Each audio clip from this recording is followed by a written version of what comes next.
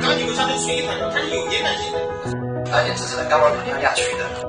沙田两圈现在建起了。会议啊，贝尔啊，中心，开始起量。好，开始提升，开始提升，开始提升，开始提升了，开始提升了。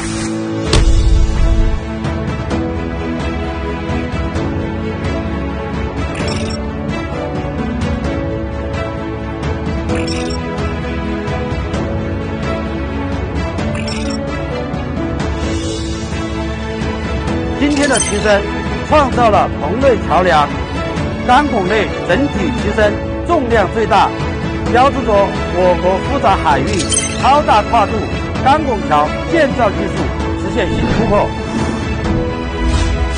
我宣布，沙滩桥10400吨中段拱勒顺利提升到位。